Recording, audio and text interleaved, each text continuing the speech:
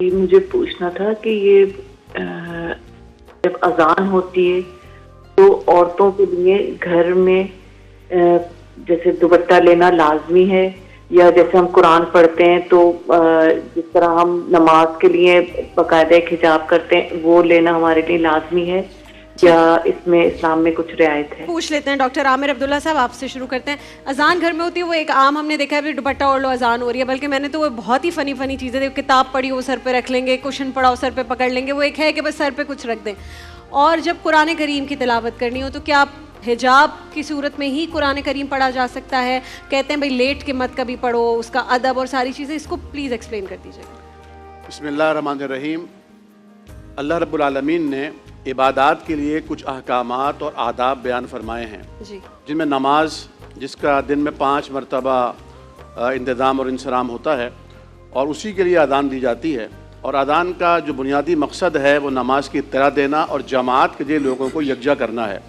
تو چونکہ اب لاؤڈ اسپیکر کا استعمال ہوتا ہے اور گھروں تک الحمدللہ آوازیں جاتی ہیں اور برکتوں کا نزول ہوتا ہے اذان کی آواز سے، اور حکم ہے کہ اگر کہیں کوئی مصیبت ہو، مشکل ہو، آفات کا نزول ہو، یا کہیں کوئی آسیب کا، جنات کا، یا اس قسم کی بدروحوں کا اگر کوئی امکان ہو تو وہاں اگر اذان دی جائے. ایون یہ کہ یہاں تک کہا جاتا ہے روایات میں کہ اگر کہیں آگ لگ جائے تو اذان دی جائے تو وہ آگ بھی بجھتی ہے اگر ساتھ ساتھ اس کو بجھانے کے معاملات کیے جائیں.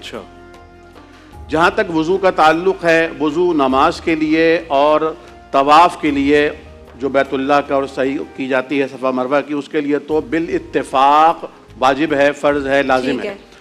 البتہ قرآن کریم کی تلاوت کرنے سے پہلے یا قرآن کریم کو چھونے اور اسے اٹھانے سے پہلے وضو کرنے کے معاملے پر علماء کے مابین اختلاف ہے. اس میں راجح بات، احوط بات جو احتیاط والی ہے اور ادب کا تقاضا تو یہی ہے کہ ایک تو مومن، جس طرح کہ مفتی صاحب نے فرمایا، بہت ہی خوبصورت جملہ تھا کہ ایک ایمان والا تو ہر وقت آن ڈیوٹی ہوتا ہے، تو وہ ہر وقت وضو سے رہے. یعنی باطنی طہارت تو ہے ہی، کیونکہ جتنی بھی نجاستیں ہیں وہ حسی ہیں، حقیقی تو نہیں ہے. لیکن اور ایک مومن کبھی بھی ناپاک نہیں ہوتا، وہ تو مومن ہے. اور مشرک، اسے قرآن نے ناپاک کہا، وہ آب زمزم سے غسل کر لے، گنگا جمنا نہا لے، تب بھی وہ ناپاک ہی رہتا ہے قرآن کی زبان میں. تو لیکن احتیاط کا تقاضا تو یہی ہے.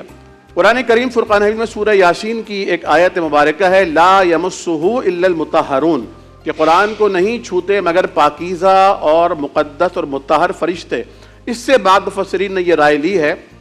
کہ قرآن کریم کو چھونے کے لیے بھی باوضو ہونا شرط ہے. لیکن اس میں اگر آج میں موجودہ مفسرین کو دیکھوں یا متقدمین کو بھی دیکھتا ہوں تو میں یہ سمجھتا ہوں کہ اس میں جو معتدل رائے ہے وہ یہ ہے کہ اگر انسان پاک ہے، اگرچہ اس کا وضو نہ ہو، تو وہ قرآن کریم کو چھو سکتا ہے، کیونکہ علماء عرب کی بھی رائے یہ ہے کہ یہ مصحف ہے، حقیقی قرآن تو وہی ہے، اور وہ جو ضمیر ہے وہ بھی ان فرشتوں اور ملائکہ کے لیے ہے کہ وہ ملائکہ اسے نہیں چھو سکتے. حضور کریم صلی اللہ علیہ وسلم نے بھی جو سلاطین کو خطوط لکھے تھے، قیصر اور کسریٰ کو، اس میں بھی قرآن کی آیات بھی لکھی تھی اور سلام بھی لکھا تھا، اور وہ کافر تھے اور وہ اس کو چھو رہے تھے. تو جہاں تک اذان کے وقت عورتوں کے حجاب اور دوپٹے کا تعلق ہے، تو اگر بالکل ہی اکیلی ہیں تو کوئی فرض واجب نہیں ہے، لیکن احتیاط کا اور ادب کا تقاضا یہ ہے. لیکن ماں محرم کے سامنے تو عورت کو اپنے بال چھپانا بالاتفاق واجب فرض ہے، اور اس کا حجاب ہر ایک کے ساتھ ضروری ہے.